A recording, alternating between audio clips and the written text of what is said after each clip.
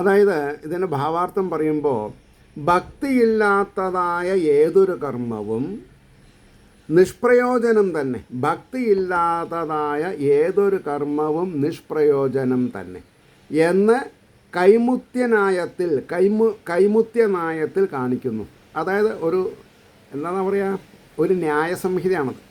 അതിൽ പറയുന്നുണ്ട്, ബ്രഹ്മകാര്യവൃത്തിയെ പ്രാപിച്ചതും അഖില സംസാര ക്ലേശങ്ങൾക്കും ആദ്യ കാരണമായിരിക്കുന്ന അഖില സംസാര ക്ലേശങ്ങൾ, ലോകത്തിലുള്ള എല്ലാ സംസാര ക്ലേശങ്ങൾക്കും ഉപാധിയാണത്. അജ്ഞാനത്തെ നീക്കം ചെയ്യുന്നതുമായ ജ്ഞാനം കൂടെ ശ്രീഹരിഭക്തിയോട് ചേരാത്തതായിരുന്നാൽ, ശ്രീഹരിഭക്തി ഇല്ലാത്ത ഒരറിവും വിലപ്പോവില്ല എന്നാണ് പറഞ്ഞത്. ശരിയായ അപരോക്ഷാനുഭവത്തെ നൽകുന്നതിന് സമർത്ഥമായി ഭവിക്കുന്നില്ല. അപരോക്ഷാനുഭവം എന്ന് പറഞ്ഞാൽ എന്താ? എല്ലാവർക്കും ഒരേപോലെ ഉചിതമായിട്ടുള്ളതെന്ന് അർത്ഥം. അങ്ങനെ ഇരിക്കെ സാധനകാലത്തിലും ഫലകാലത്തിലും, സാധനകാലം എന്ന് പറഞ്ഞാൽ ഭക്തിയുടെ സ്രോതസ്സിനെ അന്വേഷിക്കുക, കാമ്യരൂപമായിരിക്കുകയാൽ ദുഃഖത്തിന് കാരണമായിരിക്കുന്നതും, കാമ്യരൂപമായ എന്തെങ്കിലും ആഗ്രഹാഭിലാഷങ്ങളോട് കൂടി ഭജിക്കുന്നത് ദുഃഖത്തിന് കാരണമാവും. കാരണം എന്താ? നടക്കില്ല. കാരണം ഈശ്വരൻ നമ്മൾക്ക് വാഴ്വ് തരുന്നത്, ജന്മം തരുന്നത് പൂർവജന്മാന്തര പാപപുണ്യങ്ങളെ ഹരിച്ച് ഗുണിച്ച് ഇട്ടാണ്.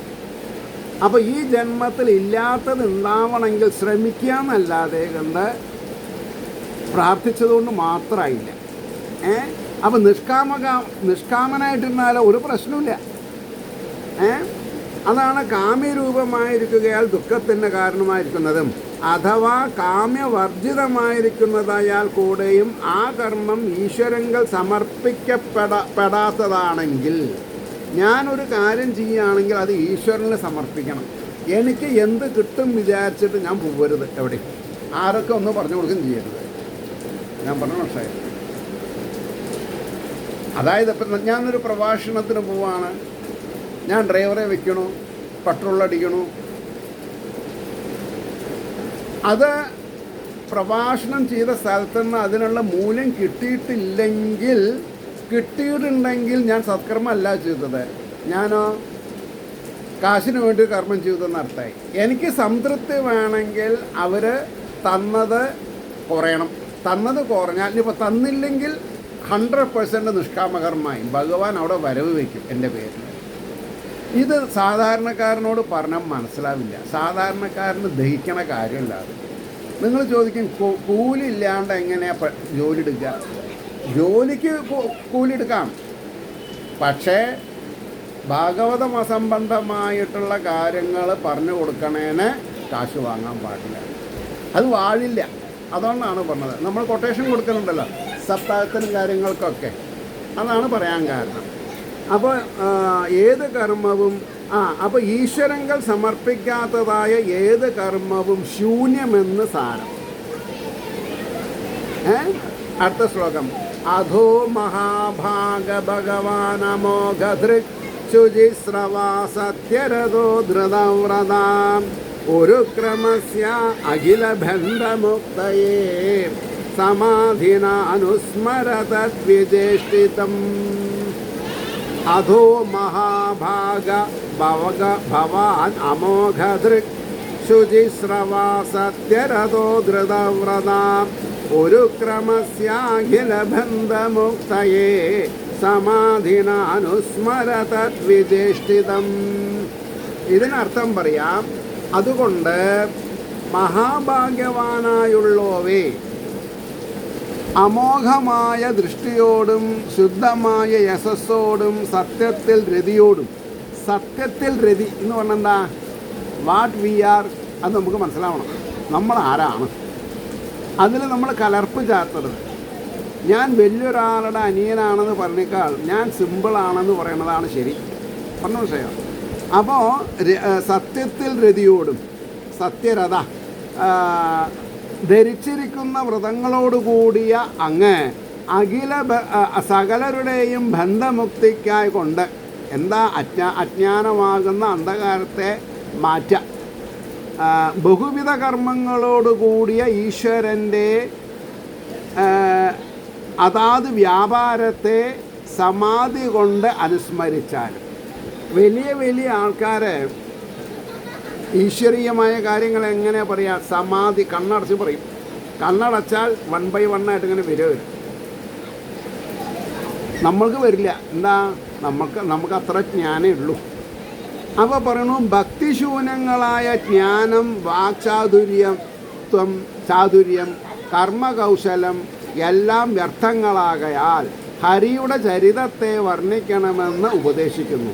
നാരദർ വ്യാസരോട് പറയാണ്, ഭക്തിശൂന്യങ്ങളായ അറിവ്, വാക്ചാതുര്യം, കർമ്മകൗശലം എല്ലാം വ്യർത്ഥങ്ങളാകയാൽ ഹരിയുടെ ചരിതത്തെ വർണ്ണിക്കണമെന്ന് ഉപദേശിക്കുന്നു. ആയതുകൊണ്ട് ഹേ മഹാഭാഗ, യഥാർത്ഥ ദൃഷ്ടിയോടും നിർമ്മലയായ കീർത്തിയോടും, അതായത് തട്ടിപ്പ് പരിപാടി ആവരുത്, കീർത്തിയോടും സത്യത്തിൽ താല്പര്യത്തോടും കൂടി വ്രതനിഷ്ഠനായിരിക്കുന്ന അങ്ങ് അനേകവിധം ലീലകൾ കൊണ്ട് സൃഷ്ടിസ്ഥിതി സംഹാരാദി കർമ്മങ്ങളെ നടത്തിക്കൊണ്ടിരിക്കുന്ന ഈശ്വരൻ്റെ ഓരോവിധ ചേഷ്ടകളെയും സമാധിയിൽ കണ്ടറിഞ്ഞ് സകല ജീവികളുടെയും ബന്ധനമുക്തിക്ക് വേണ്ടി വർണ്ണിക്കണം. ഭഗവാന്റെ ഓരോരോ കാര്യങ്ങൾ അങ്ങ് പറഞ്ഞ് ഞങ്ങളെ സഹായിക്കണം എന്നാണ് പറഞ്ഞതിൻ്റെ താല്പര്യം. 14-ാമത്തെ ശ്ലോകം. തതോ അന്യഥാ കിഞ്ചന യദ്വിവക്ഷതാ പൃഥക് ദൃശസ്ഥൽ കൃതരൂപനാമഭി ന കുത്രചിൽ ക്വാപി ച ദുഃഖിതാ മതിർ ലഭേദവാദാഹദനൗരിവാസ്പദം. തതോ അന്യഥാ കിഞ്ചന യദ്വിവക്ഷതാ പൃഥക് ദൃശസ്ഥൽ കൃതരൂപനാമഭി ന കുത്രചിൽ ക്വാപി ച ദുഃഖിതാ മതിർ ലഭേദവാദാഹദനൗരിവാസ്പദം. എന്താ അർത്ഥം പറയാം? അതിൽ നിന്ന്, ഏതിൽ നിന്ന്? മുൻപറഞ്ഞ ഭക്തിരഹിതമായ കാര്യങ്ങൾ വിലപ്പോവില്ല എന്ന സത്യത്തിൽ നിന്ന് ഭേദിച്ചു കാണുന്നവനും മറ്റു വിധത്തിൽ ഏതെങ്കിലും ഒന്നിനെ വജിപ്പാനിക്കുന്നവനുമായ അവൻ്റെ, വജിപ്പാനിച്ഛിക്കുന്ന, അതായത് ഭഗവത് ഭക്തി അല്ലാത്ത കാര്യങ്ങൾ പറയുന്നവനെ ലോകത്തിൽ സ്ഥായിയായിട്ട് ഒന്നും ചെയ്യാൻ പറ്റില്ല. മനസ്സ് അതിനാൽ കൃതങ്ങളായ രൂപങ്ങൾ, നാമങ്ങൾ ഇവ കൊണ്ട് ദുഃഖത്തോടു കൂടിയതായിട്ട് ഭഗവത് ഭക്തി ഇല്ലാത്ത അവസ്ഥകൾ എന്ത് ചെയ്യണു? നമുക്ക് ദുഃഖത്തെ തരണമെന്നർത്ഥം. ഒരിക്കലും ഒന്നിലും കാറ്റിനാൽ ചലിപ്പിക്കപ്പെടുന്ന കപ്പൽ പോലെ, കാറ്റിനാൽ ചലിപ്പിക്കപ്പെടുന്ന കപ്പൽ പങ്കായുമല്ല, മോട്ടോറ് ഓഫാണ്. പിന്നെ ഈശ്വരാനുകൂലമാകുന്ന കാറ്റാണെങ്കിൽ രക്ഷപ്പെടും. അല്ല, ഈശ്വരാനുകൂലം അല്ലാത്ത കാറ്റാണെങ്കിലോ വല്ല പാറക്കെട്ടിലും പോയി ഇടിക്കും, കപ്പൽ പിന്നെ തകരും, നമ്മളും തകരും. അപ്പോൾ അങ്ങനെയുള്ള കപ്പൽ പോലെ സ്ഥാനത്തെ ലഭിക്കില്ല. അത് ഏതാ സ്ഥാനം? മോക്ഷം എന്ന സ്ഥാനം കിട്ടില്ല. അപ്പോൾ അതിൻ്റെ അർത്ഥം എങ്ങനെയാ പറയാ? ഭാവാർത്ഥം എങ്ങനെയാ പറയാ? ഭഗവത് കഥയെ വിട്ട് അന്യകഥാ പ്രസ്താവത്തിനുള്ള ആരംഭം നിമിത്തമുള്ള ദോഷത്തെ പ്രകാര അന്തരേണ പറയുന്നു. ഓരോ കാര്യങ്ങളുടെ അനുഭവം വെച്ചുകൊണ്ട് ഉപദേശം തരികയാണ്. അപ്പോൾ അതിൻ്റെ അർത്ഥം നോക്കാം. ഈശ്വരൻ്റെ ബഹുവിധ ലീലകളാണ് സർഗസ്ഥിതി സംഹാരങ്ങൾ എന്ന സർഗസ്ഥിതി സംഹാരങ്ങൾ. സൃഷ്ടിക്കുക, പരിലാളിക്കുക, പിന്നെ സംഹരിക്കുക എന്ന ഏകദൃഷ്ടിയെ ഉറപ്പിക്കാതെ നാനാത്വ ബുദ്ധിയോടുകൂടെ അന്യത എന്തെങ്കിലും പറയുവാൻ ആഗ്രഹിക്കുന്നവന് ബഹുരൂപങ്ങളായി തോന്നുന്ന നാമരൂപങ്ങളിൽ ഭ്രമിക്കുന്നതും അതുകൊണ്ട് തന്നെ ഒന്നിൽ നിന്നും സുഖം സിദ്ധിക്കാതെ അലഞ്ഞുകൊണ്ട് ദുഃഖിക്കുന്നതുമായ പുരുഷചിത്തം, കാറ്റിൻ്റെ ശക്തിയാൽ ചലിക്കപ്പെടുന്ന കപ്പലെന്ന പോലെ ഒരു കാലത്തും ഒന്നിലും സ്ഥാനത്തെ ലഭിക്കുന്നില്ല. ഓരോ സമയം ഓരോന്നും തോന്നും. അതിനൊട്ട് സ്ഥിരതയും ഉണ്ടാകില്ല. സ്ഥിതപ്രജ്ഞ എന്നുള്ള പ്രമാണം. അതിനാൽ വിശ്രാന്തി ലഭിക്കില്ല, ശാന്തി, സമാധാനം നടക്കില്ല. സമാധാനം വേണമെങ്കിൽ പ്രാപ്യസ്ഥാനത്തിലേക്ക് എത്തണം. പറഞ്ഞു വിഷയം. അപ്പോൾ 15ാമത്തെ ശ്ലോകം, ജുഗുപ്സിതം ധർമ്മകൃതേനുശാസത സ്വഭാവരക്തസ്യ മഹാൻ വ്യതിക്രമാ യദ്വാക്യതോ ധർമ്മ ഇതീരതരസ്ഥിതോ ന മന്യതേ തസ്യ നിവാരണം ജനാ. ജുഗുപ്സിതം ധർമ്മകൃതേനുശാസത സ്വഭാവരക്തസ്യ മഹാൻ വ്യതിക്രമാ യദ്വാക്യതോ ധർമ്മ ഇതീതരസ്ഥിതോ ന മന്യതേ തസ്യ നിവാരണം ജനാം. അതിനർത്ഥം ജുഗുപ്സിതം എന്ന് പറഞ്ഞാൽ നിന്ദിതമായതിനെ, ജുഗുപ്സിതം നിന്ദിതമായതിനെ സ്വതേ ആഗ്രഹിക്കുന്നവന്, അതായത് നല്ല കാര്യങ്ങൾ ആഗ്രഹിക്കാത്തവന്, ദോഷകാര്യങ്ങൾ ചെയ്യുന്നവന്, ധർമ്മത്തിനായി കൊണ്ട് അനുശാസിക്കുന്ന അങ്ങയ്ക്ക്, അങ്ങനെയുള്ളവർ ഭഗവാൻ എന്തു ചെയ്യും? നന്നായി ശാസിച്ച് ശിക്ഷിക്കും. മഹത്തായ അന്യായം സംഭവിച്ചു, അങ്ങയ്ക്ക് മഹത്തായ അന്യായം സംഭവിച്ചു എന്ന് പറഞ്ഞാൽ കേൾക്കാത്തവരോട് പോയി പറഞ്ഞ് അവഹേളിക്കപ്പെടുന്നതിനേക്കാൾ നല്ലത് മിണ്ടാണ്ടിരിക്കുകയാണെന്നർത്ഥം. അപ്പോൾ യാതൊരുത്തിൻ്റെ വാക്യത്താൽ ധർമ്മമാണെന്ന് ഉറച്ചിരിക്കുന്ന പ്രാകൃതനായ ജനം അതിൻ്റെ നിരോധത്തെ ശ്രദ്ധിക്കുന്നില്ല. തെറ്റ് ചെയ്യരുതെന്ന് പറഞ്ഞാൽ തെറ്റ് ചെയ്യാൻ താല്പര്യമുള്ളവർ കേട്ടു നടിക്കില്ല, അതന്നെ അർത്ഥം. അതിന് അർത്ഥം പറയാം, ഭാവാർത്ഥം പറയുന്നു. ശ്രീഹരി കീർത്തനത്തെ ഉപേക്ഷിച്ച് ഭാരതാദികളിൽ വർണ്ണിച്ചതായ ഗൃഹസ്ഥാശ്രമ ആദി കൃത്യങ്ങൾ ലോകോപകാരങ്ങളായി എന്ന് സന്തോഷിക്കുന്നുവെങ്കിൽ ആ വർണ്ണനം ലോകോപകാരത്തിന് മതിയായില്ലെന്നു തന്നെയല്ല അന്യായവുമായിരിക്കുന്നുവെന്ന് കാണിക്കുന്നു.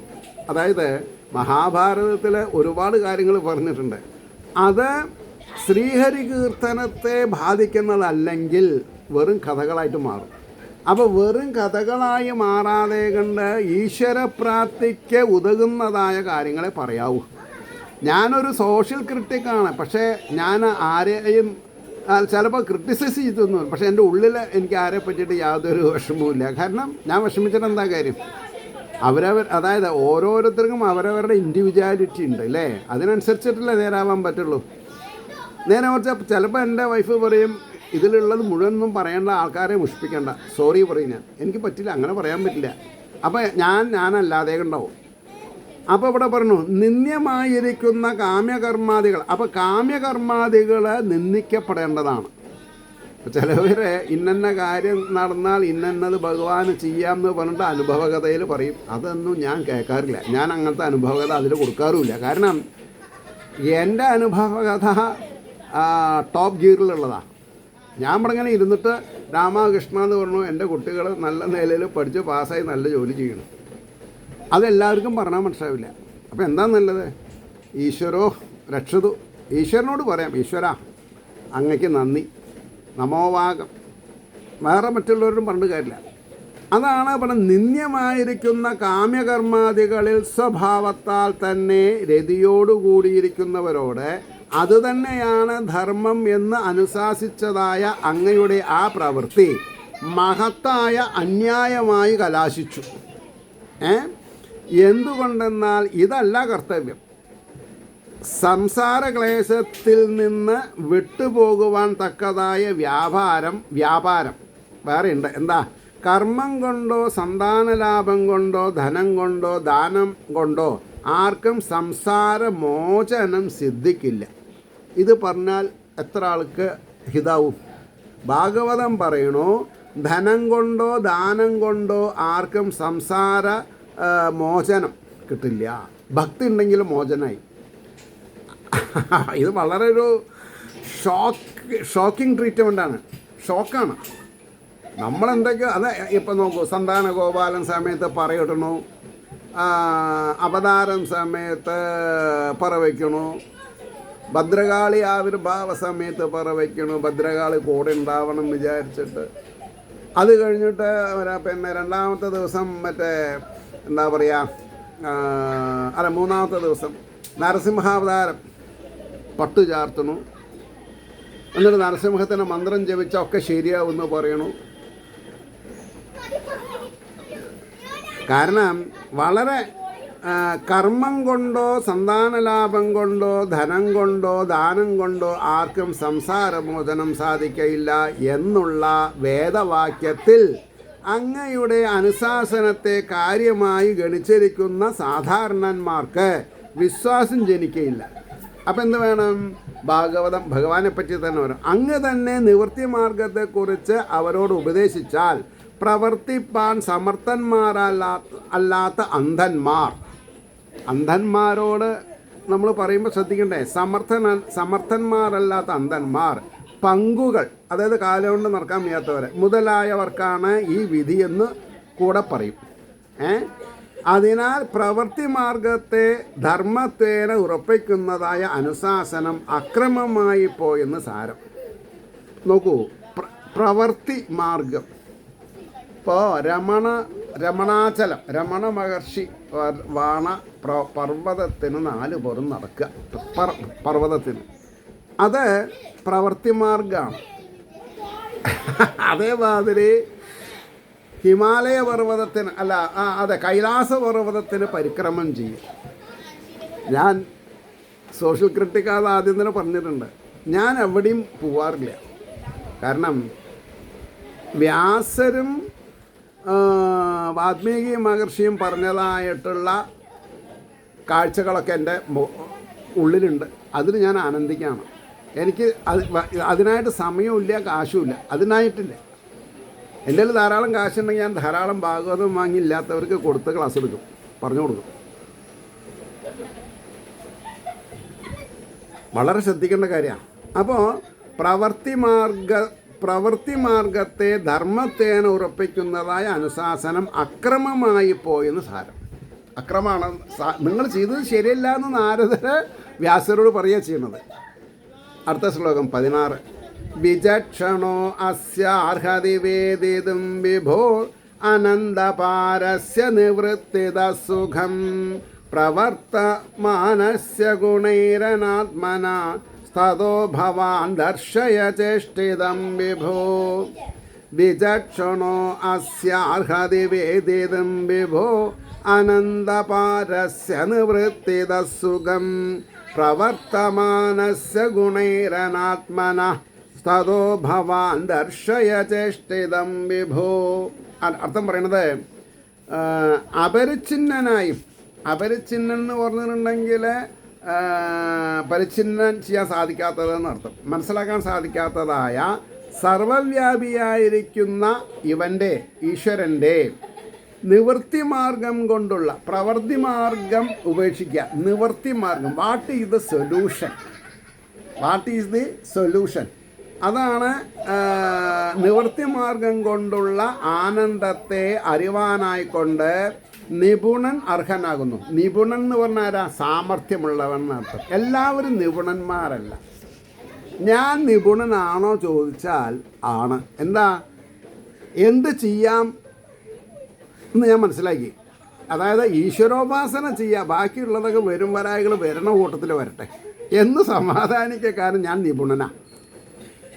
അതെനിക്ക് നിങ്ങളെ പറഞ്ഞ് മനസ്സിലാക്കാൻ പറ്റില്ല. എന്താ നിപുണത? ആദ്യം മുതൽ തന്നെ ആർത്തിപ്പണ്ടാരല്ല ഞാൻ. ഒന്നിനോട് എനിക്ക് ആർത്തിയില്ല. ഞാൻ തുറന്നു പറയണം നിങ്ങളുടെ അടുത്ത്. അതുകൊണ്ട് അത് ഹേതുവായിട്ട് ഗുണങ്ങൾ കൊണ്ട് പ്രവർത്തിക്കുന്നവനും ദേഹത്തിൽ അഭിമാനമുള്ളവനുമായവന് ഹേ സമർത്ഥ, വ്യാപാരത്തെ അങ്ങ് കാട്ടിക്കൊടുത്താലും ശരിയായ വ്യാപാരം എന്താ? നിവൃത്തി മാർഗം, പ്രവൃത്തി മാർഗമല്ല. പ്രവൃത്തി കൊണ്ടൊന്നുമില്ല. ഇപ്പോൾ മിനിഞ്ഞാന്ന് ഗോകുലാഷ്ടമി കഴിഞ്ഞു അല്ലേ? 26-ാം തീയതി കുറേ കുട്ടികളെ 1.5 കിലോമീറ്റർ 2 കിലോമീറ്റർ വേഷം കെട്ടി നടിച്ചു. പെൺകുട്ടി ശ്രീകൃഷ്ണനായിട്ട് അഭിനയിച്ച് ഉറിയടിയും ചെയ്തു. എന്ത് കിട്ടി? ആ ഉറിയിലുള്ള കുറച്ച് ചോക്ലേറ്റ് എല്ലാവരും വാരിയെടുത്തു. അതല്ല, നാരായണ മഹിമ എന്താണ്, ശ്രീകൃഷ്ണ മഹിമ എന്താണ് എന്നുള്ള ബോധം നമ്മൾക്ക് മറ്റുള്ളവർക്ക് കൊടുക്കാൻ സാധിച്ചില്ല. അവിടെ നമ്മുടെ എല്ലാ പരിപാടിയും ഫ്ലോപ്പായി. പ്രമോഷയില്ലേ? അപ്പോൾ അതിൻ്റെ അർത്ഥം പറയണു. പ്രവൃത്തി മാർഗം നന്നല്ലെന്ന് വരുന്ന പക്ഷം പിന്നെ നിവർത്തി മാർഗത്തിൽ സർവക്രിയകളെയും വെടിഞ്ഞാലല്ലയോ ഈശ്വരസ്വരൂപ അനുഭവം. ഈശ്വരസ്വരൂപ അനുഭവം അതെന്താ അങ്ങനെ? ഈശ്വര സ്വരൂപാനുഭവം. ഈശ്വരന് രൂപമില്ല തന്നെ. ഈശ്വരൻ നിരാകാരനാണ്. കാറ്റ്, അഗ്നി, പഞ്ചഭൂതങ്ങളൊക്കെ ഈശ്വരനാണ്. പ്രാണൻ അത് പ്രാണനില്ലാത്ത സ്ഥലമുണ്ടോ? പക്ഷെ ഉള്ളിലുള്ള ഈശ്വരൻ കൂടസ്ഥൻ അത് ആഗ്രഹിക്കണില്ലെങ്കിൽ നമ്മൾ വീഴും, നമ്മുടെ ശരീരം വീഴും. ഭഗവാൻ വന്ന പാട്ടിന് പോകും. ഭഗവാൻ എവിടെ നിന്നാണ് വന്നത് നമുക്കറിയില്ല. ഭഗവാനുണ്ട്, ഈ അന്തരീക്ഷത്തിൽ ഭഗവാനുണ്ട്. പറഞ്ഞ പ്രശ്നമുണ്ടോ? അപ്പോൾ പ്രവൃത്തി മാർഗം നന്നല്ലെന്ന് വരുന്ന പക്ഷം പിന്നെ നിവർത്തി മാർഗത്തിൽ സർവക്രിയകളെയും വെടിഞ്ഞാലല്ലയോ ഈശ്വര സ്വരൂപാനുഭവം ഉണ്ടാകുന്നത്. അങ്ങനെയാകയാൽ ഈശ്വരൻ്റെ അവതാരലീലകളെ വർണ്ണിക്കുന്നത് കൊണ്ട് ഫലമില്ല എന്ന് നിങ്ങൾ പറയുമായിരിക്കും. നിർഗുണസ്വരൂപത്തെ അല്ലേ വർണ്ണിക്കേണ്ടത് എന്ന് സംശയത്തിന് സമാധാനം. എന്താ സമാധാനം? കേട്ടോളൂ. ദേശം കൊണ്ടും കാലം കൊണ്ടും പരിച്ഛേദമില്ലാത്ത എങ്ങും ഒരുപോലെ വ്യാപിച്ചും ഈശ്വരൻ സർവ സ്ഥലത്തുമുണ്ട്. കല്യാണ വീട്ടിലുമുണ്ട്, ചരമ വീട്ടിലുമുണ്ട്. ചരമ വീട്ടിലുള്ളവരൊക്കെ ദുഃഖിച്ചിരിക്കുന്നു, ഭഗവാനെ അറിയണില്ല. ഭഗവാൻ അവരവരുടെ ഉള്ളിലാണ്. കല്യാണ വീട്ടിൽ ആഘോഷം നിമർക്കുന്നുണ്ട്. അപ്പോൾ ദേശം കൊണ്ടും കാലം കൊണ്ടും പരിച്ഛേദമില്ലാത്ത എങ്ങും ഒരുപോലെ വ്യാപിച്ചും സർവക്രിയകളെയും വെടിഞ്ഞുമിരിക്കുന്ന ഈശ്വരൻ്റെ നിർവികൽപകമായ സുഖരൂപത്തെ അതിനിപുണൻ മാത്രം അറിയും. അതിനിപുണൻ, അതിസാമർഥ്യമുള്ളവന് മാത്രം. അതായത് കാര്യങ്ങൾ ഊഹിച്ച് മനസ്സിലാക്കാൻ കഴിവുള്ളതിന് മാത്രമേ രക്ഷപ്പെടുള്ളൂ. സാമാന്യ ജനം അറിയുകയില്ല. സത്വാദി ഗുണങ്ങളുടെ ശക്തി നിമിത്തം ഓരോന്നിൽ പ്രവർത്തിച്ചുകൊണ്ടും ദേഹത്തിൽ അഭിമാനത്തോടുകൂടി ഇരിക്കുന്ന അജ്ഞന് ഈശ്വരനിൽ ഭക്തി ജനിക്കുവാൻ ഉപകരിക്കുന്നതായ അവതാര ലീലാവിലാസങ്ങളെ അങ്ങ് വർണ്ണിച്ചു കാട്ടി കൊടുക്കുക. അങ്ങനെ ആകുമ്പോൾ വരും. അപ്പോൾ അവന് പരമേശ്വരനിൽ പ്രേമം ജനിക്കും. പരമേശ്വരനിൽ പ്രേമം ജനിക്കണം. അതിനാണ് നാമത്തിൽ കൂടി നാമിയുടെ ഗുണഗണങ്ങൾ നമ്മൾക്ക് ഉണ്ടാവണം എന്നൊക്കെ പറയുന്നത്. അടുത്ത ശ്ലോകം 17. ത്യക്വാ സ്വധർമ്മം ചരണാംബുജം ഹരിർ ഭജന്നപക്കോ അധപതേ തതോ യതി യത്ര ക്വവാ അഭദ്രം അഭൂതമുഷ്യകിം കോവാർത്ഥ ആപ്തോ അഭജതാം സ്വധർമ്മതാം. ത്യക്വാ സ്വധർമ്മം ചരണാംബുജം ഹരിർ ഭജന്നപക്കോധപതേ തതോ യതി യത്ര ക്വവാ ഭദ്രമഭൂതമുഷ്യകിം കോവാർത്ഥ ആപ്തോ അഭജതാം സ്വധർമ്മതാം. എന്താണ് അർത്ഥം പറയാം? തൻ്റെ ധർമ്മത്തെ ഉപേക്ഷിച്ചിട്ട് ഹരിയുടെ ഹരിയുടെ പാദപത്മത്തെ ഭജിക്കുന്നവനായിട്ട്, പരിഭാഗം വരാത്തവനായിട്ട്, അതിൽ നിന്ന് പിന്നെ പതിക്കുമെങ്കിൽ, അത് വീഴുമെങ്കിൽ ഇവന് എവിടെയെങ്കിലും അമംഗളം ഭവിച്ചുവോ? ഭജിക്കാത്തവർക്ക് സ്വധർമ്മം കൊണ്ട് എന്തൊരർത്ഥം പ്രാപിക്കപ്പെട്ടു. അതായത് ചിലവർ ആഗ്രാഭിലാഷങ്ങൾ വെച്ച് ഈശ്വരനെ ഭജിക്കും, കാര്യം നടക്കില്ല. അപ്പോൾ അവർ ഭജന നിർത്തും. ആർക്കാ നഷ്ടം? അപ്പോൾ ഈശ്വരനെ സേവിക്കുക എന്നുള്ളത് നമ്മുടെ കടമയായിട്ടും കടപ്പാടായിട്ടും മനസ്സിലാക്കിയാലോ കാര്യങ്ങൾ വിജയിച്ചു.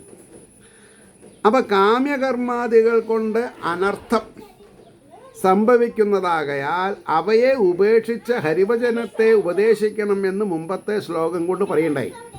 ഇപ്പോൾ നിത്യം നൈമിത്തികം എന്ന് 2 വിധത്തിലുള്ള സ്വധർമ്മനിഷ്ഠയെ കൂടെ അത്ര ആദരിക്കാതിരുന്നാലും ദോഷമില്ല. ഹരിഭക്തിയെ ആദരിച്ചേ കഴിയൂ. ഹരിഭക്തിയെ ആദരിക്കണം എന്നുള്ള നോക്കൂ. ഇപ്പോൾ ഹരിഭക്തി 50 കലാകാരന്മാർ പഞ്ചവാദ്യം കൊട്ടി, അതിൽ ഹരിഭക്തി ഉണ്ടോ? ഇല്ല. ശബ്ദ കോലാഹലം ഉണ്ടെന്ന് മാത്രം.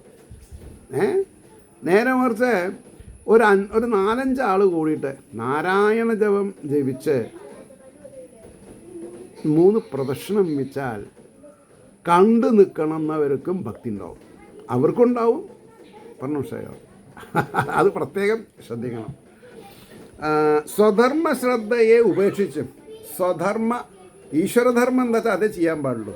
സ്വധർമ്മ ശ്രദ്ധയെ ഉപേക്ഷിച്ചും ശ്രീഹരിയെ ഭജിച്ച ഒരുവൻ ഭക്തിയുടെ പരിവാഹം നിമിത്തം കൃതകൃത്യനായി ഭവിക്കുന്നതിന് മുമ്പ് ഒരു സമയം മരിച്ചു പോയാൽ തന്നെ ഭക്തിരസികനായിരുന്ന അവൻ കർമ്മമാർഗത്തിൽ നിന്ന് വിട്ടവനും ശ്രീഹരിയെ ആശ്രയിച്ചനുമായിരുന്നതിനാൽ പിന്നെ അവന് ഏത് ജന്മം സിദ്ധിച്ചാലും ആ ജന്മത്തിൽ പൂർവവാസനയായ ഹരിഭക്തി ഉണ്ടാകുവാൻ അവകാശമുള്ളതിനാൽ അവന് ഒരിക്കലും അമംഗളം നേരിടുകയില്ല. ഈശ്വരഭക്തി തുടങ്ങി അയാൾ മോക്ഷം പ്രാപിക്കുന്നതിന് മുമ്പ് മരിച്ചാൽ കൂടി അടുത്ത ജന്മത്തിൽ ഇതിൻ്റെ ബാക്കി ചെയ്താൽ മതി. അത് ഇപ്പോൾ അച്ഛനമ്മമാർ ഇനി കുട്ടികൾ ഭഗവത്ഗീത പഠിക്കട്ടെ, നമുക്ക് കള്ള് കുടിച്ച് രസിക്കാമെന്ന് പറഞ്ഞാൽ അവർ ഒരു കാലത്തിൽ രക്ഷപ്പെടില്ല. അപ്പോൾ വയസ്സായ ഈ സമയത്തെങ്കിലും ഹരിഭക്തി ഉണ്ടാവുന്ന കാര്യങ്ങൾ ചെയ്യാൻ തുടങ്ങിയാലോ അവർ രക്ഷപ്പെടുകയും ചെയ്യും. അതുകൊണ്ടാണ് പറഞ്ഞത്, ശ്രീഹരിയെ ഭജിക്കാതെ സ്വധർമ്മത്തെ മാത്രം ശ്രദ്ധിച്ചവന് എന്ത് ഫലം സിദ്ധിക്കുവാൻ പോകുന്നു? ഹരിഭക്തി, ശ്രീഹരിയെ ഭജിക്കാത്ത സ്വധർമ്മത്തെ മാത്രം ശ്രദ്ധിച്ചവന്. ഇപ്പോൾ ചിലവരുണ്ട്, ഞാൻ പറഞ്ഞ വളരെ ഇതാണ്, ഇപ്പോൾ ചെണ്ടവാദ്യം അത് ക്ഷേത്ര കാര്യങ്ങൾക്കുള്ള കാര്യങ്ങൾ അറിയുന്ന ഒരാൾ അതറിഞ്ഞിട്ടും അത് ചെയ്യാതെ കണ്ട് മേളപ്രമാണിയായും തായമ്പക ചക്രവർത്തിയായിട്ടും പോയാൽ കാശ് കിട്ടും, പക്ഷേ ശാന്തി സമാധാനം ഉണ്ടാവില്ല. നേരെ മറിച്ച് തായമ്പകയും മേളപ്രമാണിയൊക്കെ ആവാൻ യോഗമുള്ളവൻ ക്ഷേത്രക്കുളത്തിൽ കുളിച്ച് ക്ഷേത്ര അടിയന്തരങ്ങളിൽ വ്യാപൃതനായി ജന്മം കുറുകിയാൽ അവന് മോക്ഷമായി. ഇതാണ് വ്യത്യാസം. ഇപ്പോൾ ഞാൻ പ്രൊഫഷണലായിട്ട് പോയി, എനിക്ക് ബാങ്ക് ബാലൻസ് ഇല്ല, പക്ഷേ ഞാൻ ഓരോ ദിവസവും ശ്രീകൃഷ്ണ കഥാമൃതവും ഭാഗവതവും എന്ന് വേണ്ട എന്തൊക്കെ സാധിക്കുകയോ കഴിഞ്ഞ 4.5 കൊല്ലമായിട്ട് ഒരു 3000 പ്രഭാഷണങ്ങൾ എൻ്റെ ക്രെഡിറ്റിലുണ്ട്. അത് യൂട്യൂബ് കാശ് കിട്ടുന്ന റീച്ച് ആയിട്ടില്ലെങ്കിലും എനിക്കുള്ള ശാന്തിയും സമാധാനം ഒരാൾക്ക് എനിക്ക് കൊടുക്കാൻ പറ്റില്ല, അത്രയ്ക്കുണ്ടെന്നർത്ഥം. കാരണം അത് വാങ്ങണമെങ്കിൽ അതിന് അർഹതപ്പെട്ടവരായിരിക്കണം, വേണ്ടേ? അതുകൊണ്ടാണ് പറയണത്, കർമാനുസരണമായ പുണ്യപാപങ്ങൾക്ക് അവൻ കീഴടങ്ങുക തന്നെ വേണ്ടി വരുന്നു. ഭക്തിരസികന് കർമ്മബാധത ഇല്ലാത്തത് കൊണ്ട് ഭക്തിരസികന് കർമ്മബാധയില്ല. അവൻ എന്ത് തെറ്റ് ചെയ്താലും അവന് ബാധകമല്ലാതെ, കാരണം അവൻ ഭക്തിരസികനാണ്. ഇവിടെയാണ് ഈ എന്താണ് പറയാം, കാര്യങ്ങൾ മനസ്സിലാക്കാൻ ഒരുപാട് കാര്യങ്ങളുണ്ട് ഇതിൽ. കർമ്മബാധയില്ലാത്തത് കൊണ്ട് ഉത്തരോത്തരം ഹരിഭക്തി അഭിവൃദ്ധിയെ പ്രാപിക്കുന്നതിനാൽ സംസാരമുക്തി സുഖസാധ്യയാണെന്ന് സാർ. സുഖസാധ്യ. 18ാമത്തെ ശ്ലോകം നോക്കുക. തസ്സൈവ ഹേതോ പ്രയതേത ഗോവിദോ ന ലഭ്യതേയൽ ഭ്രമദാമുപര്യധാം തല്ലഭ്യതേ ദുഃഖപദന്യത സുഖം കാലേന സർവത്ര ഗഭീരരംഹസാ. ഒന്നുകൂടി പറയാം. തസ്സൈവ ഹേതോ പ്രിയതേത ഗോവിദോ ന ലഭ്യതേയൽ ഭ്രമദാമുപര്യധാം തല്ലഭ്യതേ ദുഃഖവദന്യത സുഖം കാലേന സർവത്ര ഗഭീരരംഹസാ. എന്താ പറയണത്? മേലും കീഴും ചുറ്റുന്നവർക്ക് യാതൊന്ന് ലഭിക്കയില്ലയോ, അതിനു വേണ്ടിയിട്ട് തന്നെ സമർത്ഥൻ പ്രയത്നിക്കണം. അധികരിച്ച ശക്തിയോടുകൂടിയ കാലം കൊണ്ട് കർമ്മത്താൽ തന്നെ എല്ലാ ദിക്കിലും ആ സുഖം ദുഃഖമെന്ന പോലെ ലഭിക്കുന്നു. ആ തൽസുഖം ദുഃഖമെന്ന പോലെ ലഭിക്കപ്പെടുന്നു. അർത്ഥം മനസ്സിലായിട്ടുണ്ടാവില്ല ഈ, കാരണം അത് കുറച്ച് ഈ സംസ്കൃതത്തിൽ അർത്ഥം പറയാം എങ്ങനെയാണ്. ശ്ലോകത്തിൻ്റെ രീതിയിലല്ല, ആ വാക്കുകൾ ഒന്ന് വ്യത്യാസം വരും. അതിന് ഞാൻ ഈ ഭാവാർത്ഥം പറയുമ്പോൾ നിങ്ങൾക്ക് മനസ്സിലാവും. സ്വധർമാനുഷ്ഠാനം ഫലമില്ലാത്തതല്ല, കർമ്മണ പിതൃലോക, കർമാനുഷ്ഠാനത്താൽ പിതൃലോകം സിദ്ധിക്കും എന്ന് ശ്രുതി പറയുന്നുണ്ടല്ലോ എന്നുള്ള ആക്ഷേപത്തെ സമാധാനിപ്പിക്കുകയാണ്. എന്താ അത്? മേൽപോട്ട് ബ്രഹ്മാവ് വരെയും കീഴ്പോട്ട് സ്ഥാവരം വരെയുമുള്ള ശരീരങ്ങളെ എടുത്ത് സംസാരചക്രത്തിൽ ചുറ്റിത്തിരിയുന്ന ജീവന്മാർക്ക് കിട്ടുവാൻ സാധിക്കാത്തതായ പരമപദത്തെ പ്രാപിക്കുവാൻ ഉപകരിക്കുന്ന വിധം പണ്ഡിതൻ പ്രയത്നിക്കണം. പ്രയത്നിക്കാതെ കണ്ട്, അതായത് പണ്ഡിതനാണ്, പാണ്ഡിത്യം വേണം പ്രയത്നിക്കണമെങ്കിൽ. തുച്ഛങ്ങളും നശ്വരങ്ങളുമായ സുഖങ്ങൾ കർമ്മം കൊണ്ട് സിദ്ധിക്കും. പൈസ ഇപ്പോൾ ബാങ്കിൽ മാനേജർ 24 കിലോ സ്വർണം കൊണ്ട് മുങ്ങി, അവൻ്റെ കയ്യിൽ എന്തുണ്ട്? കാശുണ്ട്. പക്ഷെ അവന് സമാധാനം ഉണ്ടാവും. നമ്മുടെ കയ്യിൽ കാശില്ല, സമാധാനമുണ്ട്. അതാണ് തുച്ഛങ്ങളും നശ്വരങ്ങളുമായ സുഖങ്ങൾ കർമ്മം കൊണ്ട് സിദ്ധിക്കും. ആയത് കർമ്മഫലമാണ്. അതിനെ സമ്പാദിപ്പാൻ പ്രയത്നം ആവശ്യമില്ല. കള്ളന് അല്ലേ കാശുണ്ട്, പക്ഷേ സമാധാനം ഉണ്ടാവില്ല. പ്രയത്നം കൂടാതെ തന്നെ ദുഃഖം സിദ്ധിക്കുന്നുണ്ട്. ദുഃഖം ഉണ്ടാവാൻ അധികം ബുദ്ധിമുട്ടില്ല, സുഖം ഉണ്ടാവാൻ ബുദ്ധിമുട്ടുണ്ടേ. അതിനായിട്ട് ജീവികൾ ശ്രമിക്കാറില്ല. എങ്കിലും ദുഃഖം അവരെ ബാധിക്കുന്നുണ്ട്. എന്തുകൊണ്ട്? ആയത് പാപകർമ്മത്തിൻ്റെ ഫലമാണ്. ഈ ദുഃഖം എന്തിൻ്റെ ഫല? പാപകർമ്മത്തിൻ്റെ. അപ്പോൾ പാപം ചെയ്യാതെ കണ്ടിരിക്കണമെന്നുണ്ടെങ്കിൽ പുണ്യം എന്താണെന്ന് അറിയണ്ടേ? അതറിയാൻ സമ്മതിക്കില്ലെങ്കിൽ എന്ത് ചെയ്യാൻ പറ്റും? വളരെ ഇൻട്രസ്റ്റിംഗ് ടോപ്പിക്കാണ്. അപ്പോൾ അത് അനുഭവിക്കാതെ കഴിയില്ല. പാപകർമ്മങ്ങളുടെ ഫലം ദുഃഖം അനുഭവിക്കാണ്ട് കഴിയില്ല. ഇതുപോലെ തന്നെ പുണ്യകർമ്മഫലമായ വിഷയസുഖവും അപ്പോൾ പുണ്യകർമ്മങ്ങൾ ചെയ്യുമ്പോഴും വിഷയസുഖം പ്രയത്നിക്കാണ്ട് സിദ്ധിക്കും. അതാർക്കും കൊടുക്കണ്ട. അതായത് ഭക്തിമാർഗത്തിൽ പോയാൽ ജീവിതത്തിൽ സുഖിക്കില്ല എന്ന് പറയുന്ന തെറ്റ്. അവർ സുഖിക്കുന്നുണ്ട്, അവരുടെ സുഖത്തിന് ദുഃഖമില്ല. അത് ഞാൻ പറയാം. ആ വിധം രണ്ട് ഫലങ്ങളെയും അനുഭവിക്കാനുള്ള ശക്തി കാലത്തിനുണ്ട്. അനുഭവിപ്പിക്കാനുള്ള, അതായത് നമ്മൾ ചെയ്ത കർമ്മത്തിൻ്റെ ഫലങ്ങളെ അനുഭവിപ്പിക്കാനുള്ള ശക്തി ആർക്കുണ്ട്? കാലത്തിനുണ്ട്. അതാണ് ചിലവർ ശബരിമലയ്ക്ക് പോവും, തിങ്കളാഴ്ച ദിവസം തിങ്കൾ ഭജനം ഒക്കെ ചെയ്യും, പക്ഷേ കര കാണില്ല. കാരണം എന്താ? സംസാര സാഗരേ മഗ്നം ദീനം മാം കരുണാനിധി പ്രാർത്ഥിക്കില്ല അവർ. അപ്പോൾ ഇവിടെ അതിനെ ആർക്കും തടുക്കാൻ കഴിയില്ല. വിശേഷബുദ്ധിയുള്ള പണ്ഡിതൻ ഈ പുണ്യപാപങ്ങളുടെ ബന്ധനത്തിൽ നിന്ന് വിട്ടൊഴിഞ്ഞാൽ സിദ്ധിക്കാവുന്ന ഫലത്തെ, നിത്യാനന്ദത്തെ, പണ്ഡിതൻ എന്താ ആഗ്രഹിക്കുക? നിത്യാനന്ദം. സുഖം നിത്യല്ല. ശരീരത്തിൽ നിന്ന് കിട്ടുന്ന സുഖം നിത്യമല്ല, ആത്മാവിൽ നിന്ന് കിട്ടുന്ന സുഖം നിത്യമാണ്. അപ്പം നിത്യാനന്ദത്തെ ഉദ്ദേശിച്ചു തന്നെ പണി ചെയ്യണം. എനിക്ക് ടെമ്പററി സുഖം വേണോ, നിത്യാനന്ദം വേണം? എനിക്കിന്ന് കള്ള് കുടിച്ചിട്ട് ബോധമില്ലാണ്ട് കിടന്നുറങ്ങിയാൽ മതി, ഓക്കെ ഗുഡ്. പക്ഷെ നാളെ നിങ്ങൾക്ക് നിത്യാനന്ദം കിട്ടില്ല. നേരെ മറിച്ച് ബുദ്ധിമുട്ടി ജീവിക്കുന്ന ഒരാൾക്ക് നിത്യാനന്ദം സ്വപ്നം കാണാം. ഇവന് സ്വപ്നം കാണാൻ കൂടി അധികാരമില്ല. അപ്പം അതിൻ്റെ അർത്ഥം നിങ്ങൾക്ക് മനസ്സിലാക്കാൻ എളുപ്പമാണ്. അപ്പോൾ അതിന് ഉപകരിക്കുന്നതായ പ്രവൃത്തി ശ്രീഹരിഭജനം മാത്രം. നിത്യാനന്ദത്തിന് എന്താണ്? ഈ 3000 പ്രഭാഷണങ്ങൾ എൻ്റെ യൂട്യൂബിലുണ്ടല്ലോ. നിങ്ങൾ വായിച്ചാലും സബ്സ്ക്രൈബ് ചെയ്താലും ചെയ്തില്ലെങ്കിലും, നിങ്ങളെച്ചാൽ ഇൻ ജനറൽ എൻ്റെ നിത്യാനന്ദത്തിന് കുഴപ്പമില്ല. ഞാനിത് വായിച്ച് പഠിച്ചത് ഞാൻ ഇങ്ങനെ പറയുമ്പോൾ എനിക്ക് നിത്യാനന്ദമാണ്.